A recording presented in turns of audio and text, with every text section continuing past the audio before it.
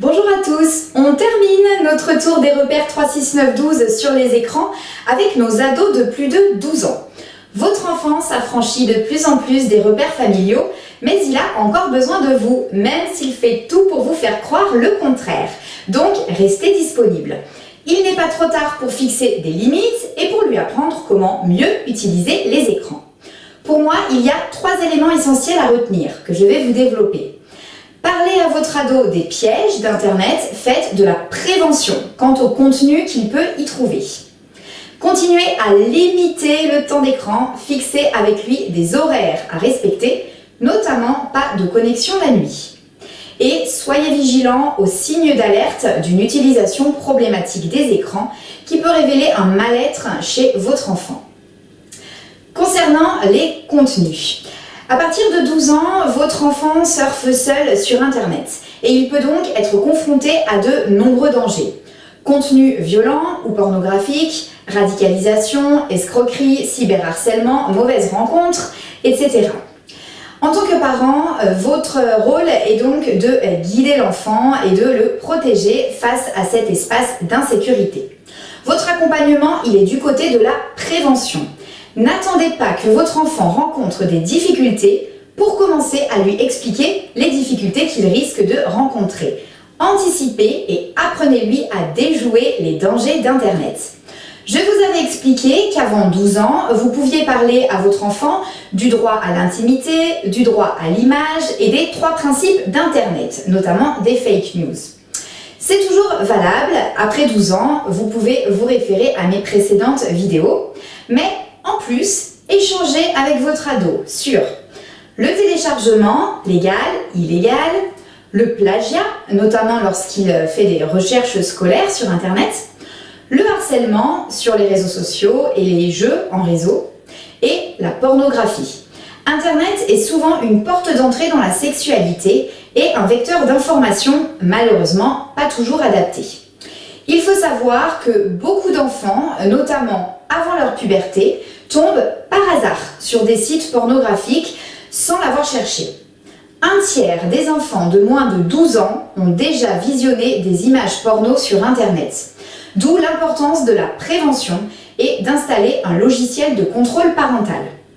Plus tard, quand l'ado va lui-même chercher des contenus pornographiques, se pose le problème des modèles pornographiques, qui sont de plus en plus violents dans les pratiques exposées et où la soumission de la femme est quasiment toujours présente.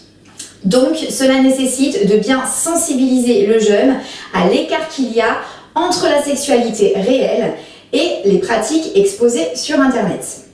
Donc, pour résumer, concernant les contenus des écrans, l'important c'est de faire de la prévention en maintenant le dialogue, mais sans être intrusif, tout en respectant son intimité. J'y reviendrai dans la deuxième partie de ma vidéo concernant les réseaux sociaux. Par rapport au temps d'écran, il est important de continuer à le limiter. Les ados français de 15 ans passeraient plus de 8 heures par jour devant les écrans. Les études scientifiques n'ont pas pu déterminer un seuil de temps d'écran à partir duquel les effets seraient néfastes. Mais par contre, elles ont mis en avant un effet dose. Quel que soit l'effet négatif ou le risque étudié, plus le temps passé devant l'écran est élevé, plus le risque est élevé ou l'effet est important. Et cette augmentation significative du risque est observée dès 2 heures d'exposition par jour, notamment par rapport au risque de surpoids. Je vous ai déjà parlé des troubles du sommeil. Le principal facteur du manque de sommeil chez les ados, c'est l'utilisation des écrans la nuit. Et le pire, c'est l'utilisation d'un écran dans l'obscurité. C'est ce que nous montre une étude de 2019 sur des enfants de 11 à 12 ans. 70% ont une activité sur des écrans le soir avant de s'endormir. Sur ces 70%, 90% ont une dette de sommeil.